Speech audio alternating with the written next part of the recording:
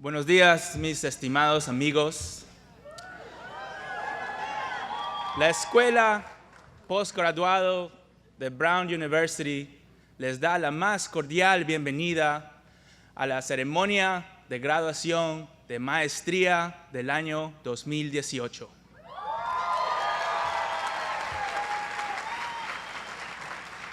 Dean Kessel, deans, faculty, staff, friends and family, and of course, my fellow graduates, let me express my deepest gratitude for the privilege to address the master's class of 2018 at the 250th Brown Commencement Ceremony.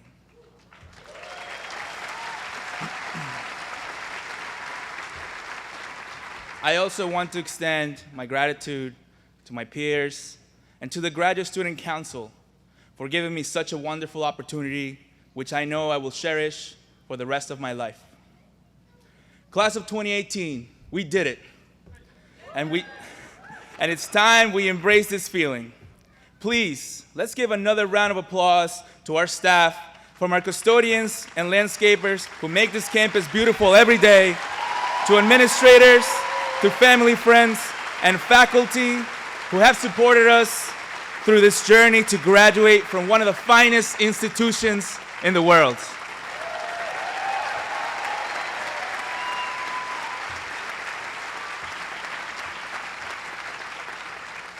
In 1951, in his famous poem Harlem, Langston Hughes asked, "What happens to a dream deferred?"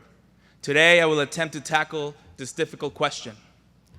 My name is Javier Juarez, and today I'll be graduating from a master's program in American Studies. For those who don't know, the American Studies master's program is a short one, but also an action-packed one. And let me tell you, I have enjoyed every single day at this university since it opened its gates to me. This year, I had the opportunity to teach around the country, from Stanford University to Harvard to a fishing village in Yabucoa, Puerto Rico. And for these opportunities, I am thankful to my department. The American Studies program also introduced me to people from different walks of life. People who came from different states like Colorado or California, but also around the world, like China and Germany. Although strangers at the time, we all knew one thing: we had to hit the ground running. During a deep conversation over $2 beers and popcorn at the GCB, someone said that the best thing about Brown is its accessibility to incredible people. And today, looking back at my tenure at Brown, I couldn't agree more with that statement. I may not know all of you, but I think we can agree on one thing, besides that the GCB should actually sell actual food instead of just cheese and popcorn. But that thing is that at Brown, there's a different way of thinking about the world, a new way that can only be found here. And for that, I am thankful to share this space with you. Because of this realization, I began to put the pieces of the puzzle together. While writing Dusk of Dawn, W.E.B. Du Bois said, "My life has its significance and its only deep significance because it was part of a problem. But that problem was, as I continue to think, the central problem of the greatest of the world's democracies, and so the problem of the future world."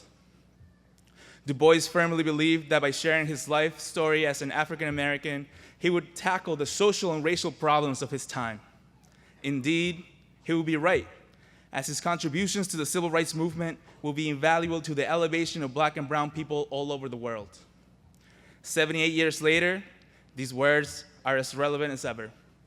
And today, drawing inspiration from intellectuals such as Du Bois and Hughes, I will share with you the significance of my story, a story that only a handful of people know, a story that I've struggled to keep to myself until this very moment. You see, I am one out of the 11.5 million undocumented people in this nation.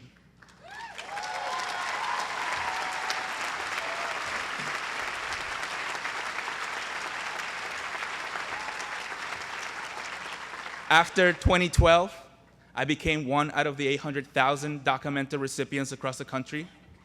But here at Brown, I am only one of a handful of documented students in the graduate school, some of which will walk this very stage and graduate today. Like them, getting to this point was not easy. Aside from the financial burden that this education brings, we live in a country that does not want us here. We have been called illegal aliens, drug dealers, rapists, and more recently, animals. But after today, they will call us Ivy League graduates.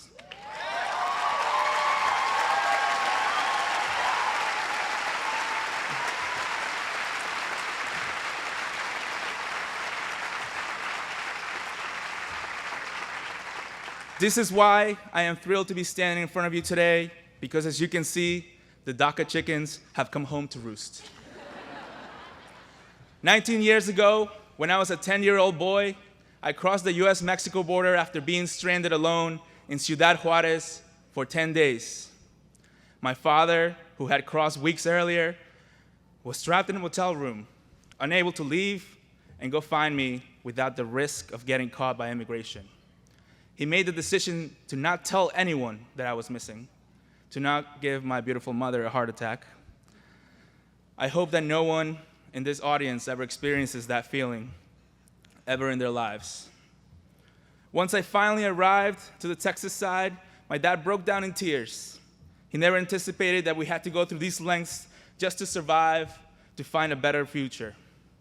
But finally reunited, we rode a Greyhound bus from El Paso, Texas, to Providence, Rhode Island. We rode the same bus company where today ICE agents pull innocent people to immigration custody if they fail to present proper documentation. Luckily, those agents were not there that day. But on a lighter note, a funny thing about that bus drive, my father and I didn't know how far Rhode Island was from Texas. So I kept asking the driver in my broken English if we made it to Providence at every stop for the next 30 stops. Until we actually made it to Little Rhodey at a bus stop just down the hill from here. No bags, just one set of clothes. And that's where it all began. Life in the US was difficult at the beginning. My father worked a full-time job from 8 to 5 and a part-time job from 6 to 10. Although my father was an engineer in Peru, due to the language barrier and unfamiliarity with the country, Javier Sr. had to settle for ironing shirts at a laundromat and cleaning bathrooms for a minimum wage at a building downtown. For me, it was elementary school. In Peru, I used to see my father all the time. He would take me to school and have dinner with us every night. However, now with this new work schedule, we barely had time together, as he would leave before I woke up and come back late when I was asleep. This gave my dad an unusual idea. Let's just say my dad put a whole new meaning to bring your kid to work day. I don't blame him though. Like him, I was also struggling to cope with the language, making friends, and learning to be in a foreign country. So one day my father asked me if I wanted to join him in his part-time job. I enthusiastically said yes, because I knew he worked at a shiny new building downtown. But to be honest, it did not matter what we did, as long as I was with him. He was my father, and I missed him. I still remember the first day of the job. He showed me how to enter the building by signing at the front lobby, getting our cleaning supplies from the closet, and using our badges to go up the elevator. We would go to floor and take a sharp right turn to clean the men's bathrooms, and then knock and clean at the women's bathrooms. We would use Windex to clean the massive mirrors and industrial cleaning chemicals to clean the toilets, the urinals, and the sinks. Then we would mop the floor and move on to the next floor. We repeated this through the whole night, which had to take no less than 5 hours, or else we would get in trouble. In those bathrooms, while cleaning and mopping, we would talk about school, his job, my mom and my sisters back home, and all of the great things we can accomplish in this country if we continue to work hard, stay positive. We talked about our American dream, and as optimistic as my dad was in those bathrooms, we never expected that it would pan out like this. Being accepted into Brown was one of my proudest moments of my life. But during my first week of orientation, I signed up for a class which was to be held at the School of Public Health. Seeing how I didn't know my way around campus, I threw it in my GPS and walked to the location. To my surprise, The Hemingway's building, which I've always known it as, was now the School of Public Health. The same building where my father and I spent years cleaning every toilet, every mirror, and every sink. I couldn't believe it. I tried to play it cool and walked in. I said hello to the security guard and signed in.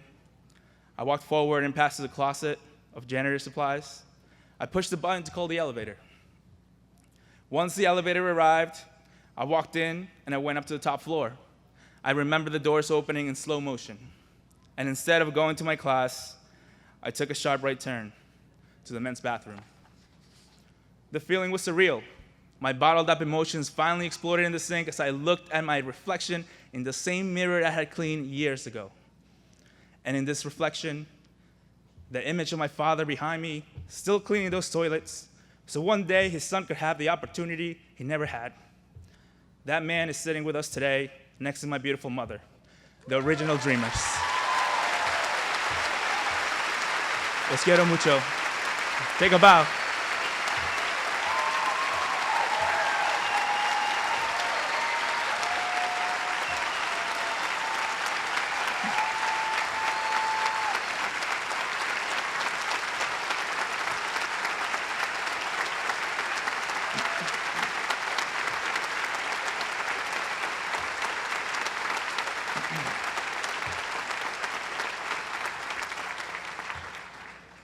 I wanted to share this story with you all today, not only to emphasize on the sacrifices that our loved ones have made for us to be here today, but to show you how drastically things can change with hard work, perseverance, and a bit of luck.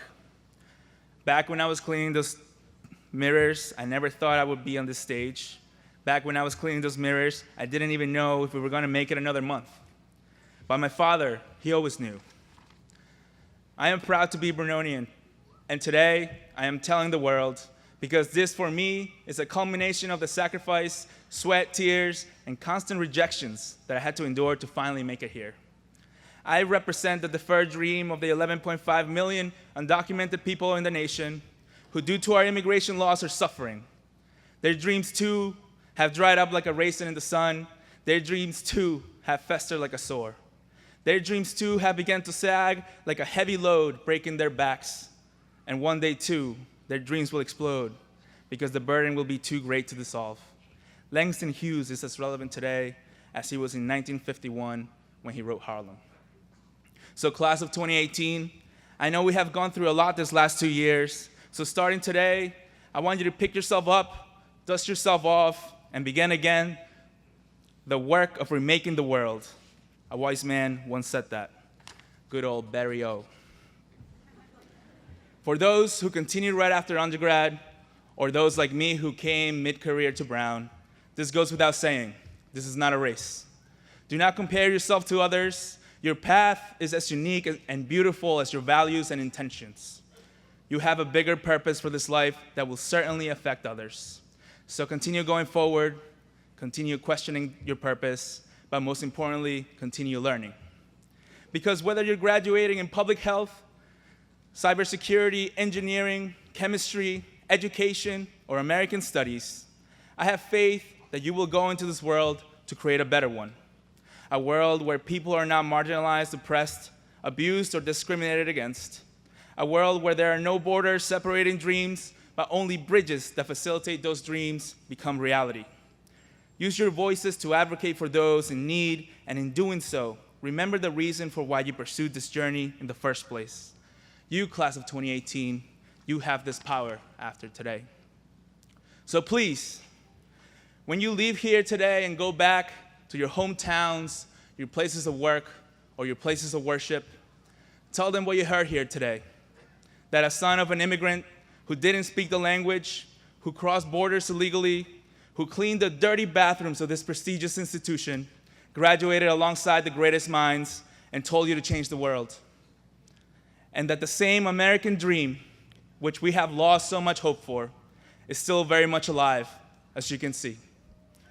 Thank you, Brown University. Thank you, class of 2018. May God bless you and all your future endeavors. It's our time to change the world.